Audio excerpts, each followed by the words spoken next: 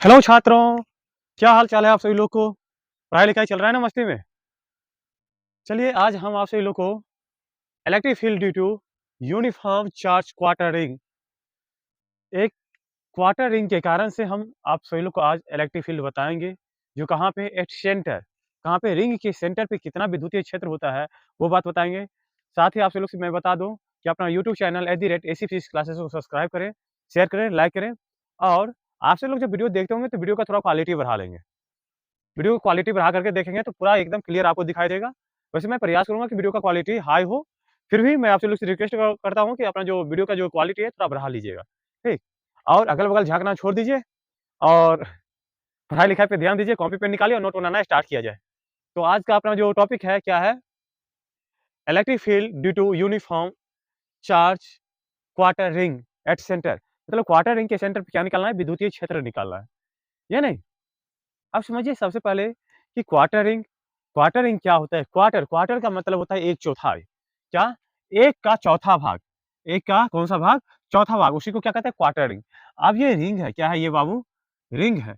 अब रिंग का जो चौथा भाग होगा, चौथा भाग इसके कारण से कितना विद्युतीय क्षेत्र होगा, वो हमको पूछ रहा है। और कहाँ पे? इसके सेंटर पे। सेंटर मतलब कहाँ पे? यहाँ पे।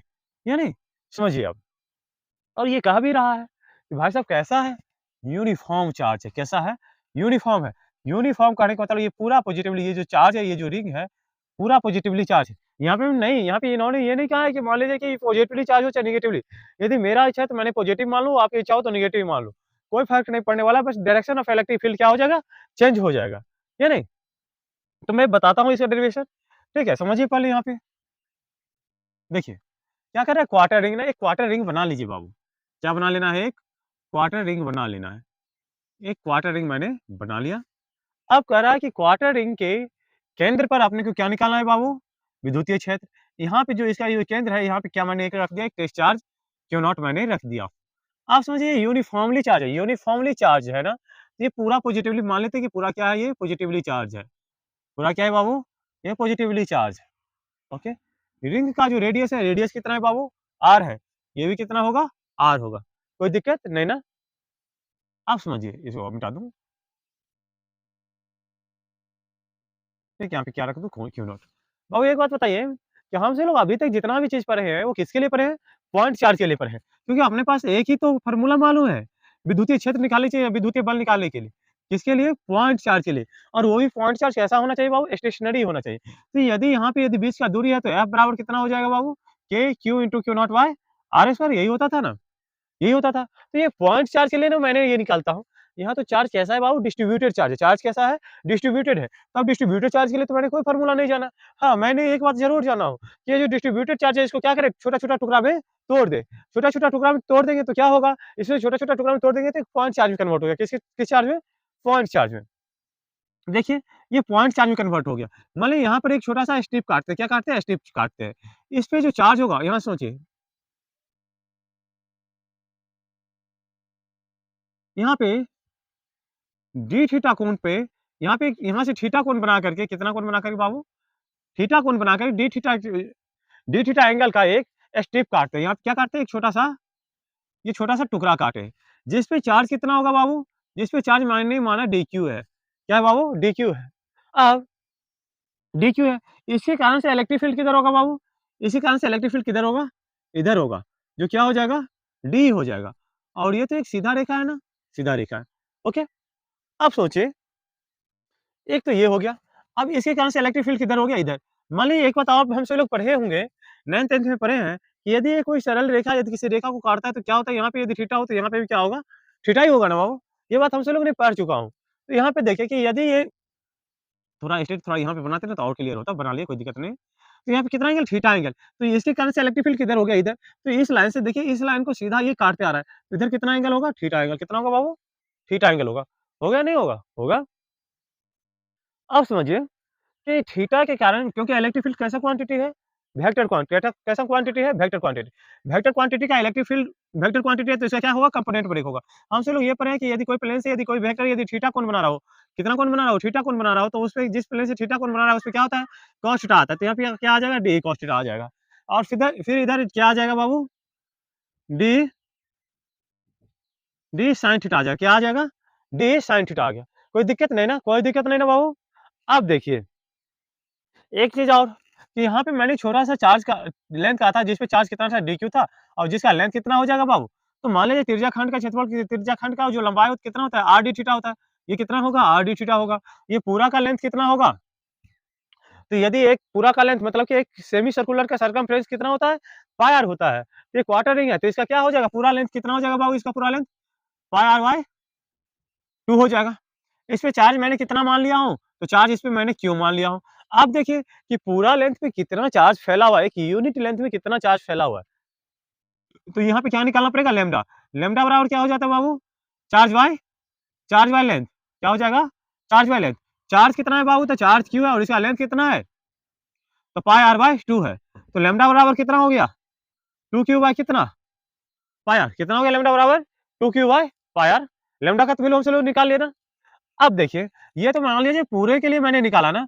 अब देखिए ये छोटा सा स्ट्रिप के लिए हमसे लोग निकालते हैं। छोटा सा स्ट्रिप के लिए इसमें चार्ज कितना है बाबू, डी क्यू है। इसमें इसका जो लेंथ कितना है, मतलब कि डी क्यू है और इसका लेंथ कितना है, तो आर डी थीटा कितना है बाबू, आर डी थीटा है। तो डी क्यू बराबर को कितना हो गया, लेमडा आर डी थीटा। यहाँ तक कोई दिक्कत नहीं ना।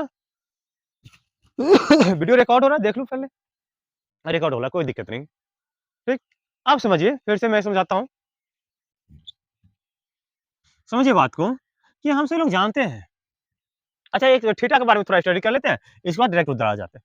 थीटा जो बाबू एक बात बताइए कि ये स्ट्रिप मैंने यहाँ काटा, यदि मेरा इच्छा होता तो आप यहाँ पे भी काट सकते थे, आपका इच्छा होता तो स्ट्रिप आप यहाँ पे भी काट सकते हैं, और आपका इच्छा होता तो यहाँ पे भी काट सकते थे।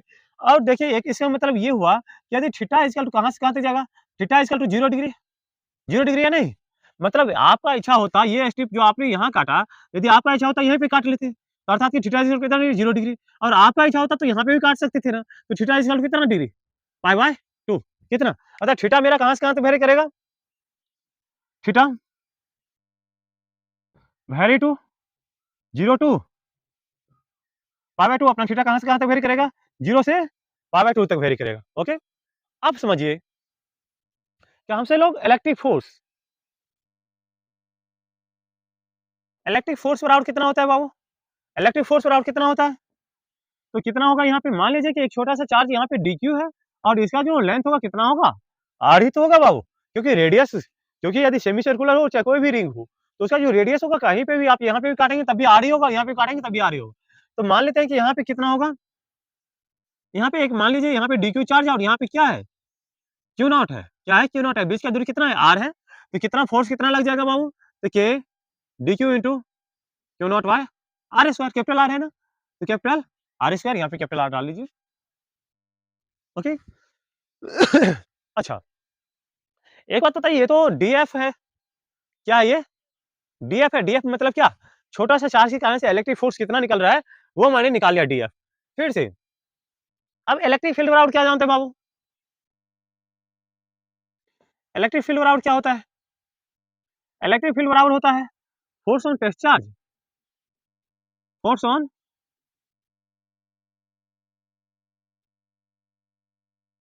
टेस्ट चार्ज, और टू द क्या,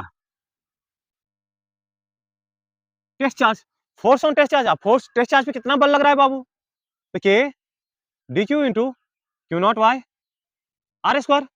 अब बेटा क्या टेस्ट चार्ज कितना है, क्यू नॉट है, इसी को तो मैंने एफ बाई क्यू नॉट लिखता हूँ, इसी को क्या लिखता हूँ, एफ बाई क्यू नॉट या D F by Q not.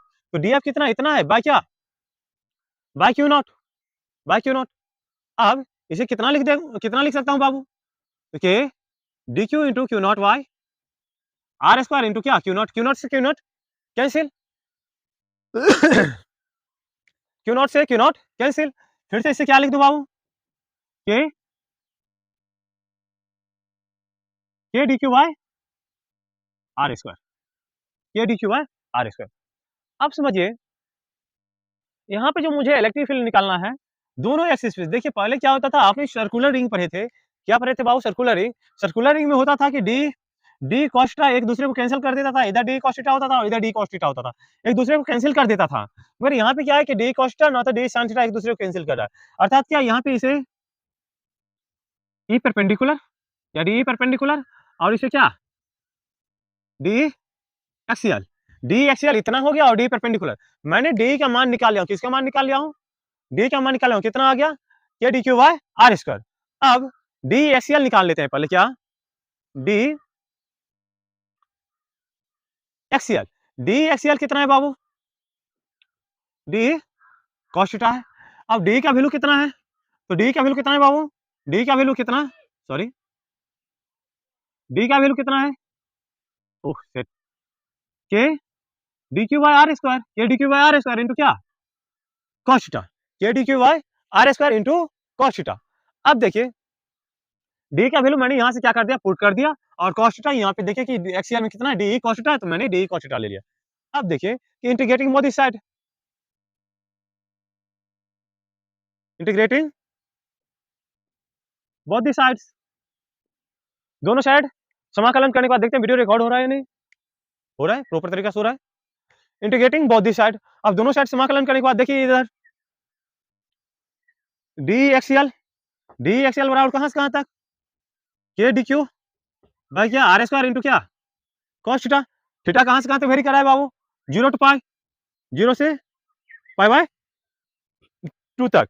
अब बाबू यहां से डीक्यू का वैल्यू डाल दीजिए, तो डीक्यू का वैल्यू कितना है, डीक्यू का वैल्यू कितना है, लैम्डा आर डी थीटा, डालिए यहाँ पे डीक्यू का वैल्यू, डीक्यू का वैल्यू के, डीक्यू का वैल्यू कितना है, lambda R D theta by क्या आर स्क्वायर इंटू क्या cos थीटा, आर से आर को एक को उड़ा दीजिए, कितना हो गया, यहाँ देखिए थीटा के साथ क्या, डी के साथ क्या लगा हुआ है, थीटा, डी के साथ क्या लगा हुआ है, थीटा, इसका मतलब थीटा वेरिएबल आंसर नहीं तो सभी क्या है, कांस्टेंट है। फिर से इसको यहाँ से लिखते हैं क्योंकि जगह कम है, जगह कम है क्योंकि परपेंडिकुलर भी तो निकालना है। अब देखिए K lambda K lambda by R integration of cos theta into क्या डी थीटा, 0 से कहां तक, पाई बाय 2 तक। वाह, डी क्यू का इंटीग्रेशन, cos थीटा का इंटीग्रेशन क्या होता है बाबू, cos थीटा का इंटीग्रेशन होता है sin theta, K lambda by R sin theta कहां से कहां तक, 0 से पाई बाय 2 तक। फिर से देखिए अपर लिमिट के lambda by R sin pi by 2, sin pi by 2 minus की sin 0, लिख लिया ना। अब देखिए K lambda integrating both the side ना, डी एक्सियल का कितना होगा, ई एक्सियल, ई एक्सियल कितना हो गया, K lambda by R sin pi by 2 का वैल्यू कितना, 1, तो इतना, इसमें यदि 1 से गुना करेंगे, एक स्टेप लिख ही देता हूं, माइनस 0, कितना हो गया, ई एक्सियल के लैम्डा बाय आर, कितना आ गया बाबू, के लैम्डा, यहाँ से लैम्डा का वैल्यू, यहाँ से क्या से यहाँ से लैम्डा का वैल्यू डाल देंगे तो और आगे बढ़ जाएगा इक्वेशन, ई एक्सियल प्राप्त हो गया, क्या अपने को प्राप्त हो गया, ई एक्सियल। अब देखिए E perpendicular, D perpendicular, D perpendicular, D perpendicular, बाबू डी परपेंडिकुलर क्या है बाबू, डी परपेंडिकुलर कितना है, तो डी को साइन थीटा है, कितना है, डी साइन थीटा है। अब देखिए डी का वैल्यू कितना है, डी का वैल्यू यहां से निकाल दीजिए, कितना, के डी क्यू वाई, के डी क्यू वाई कितना, आर स्क्वायर साइन थीटा। अब यहाँ पे क्या है, ई परपेंडिकुलर। अब देखिए इसको क्या करना है बाबू, इंटीग्रेटिंग बोथ द साइड,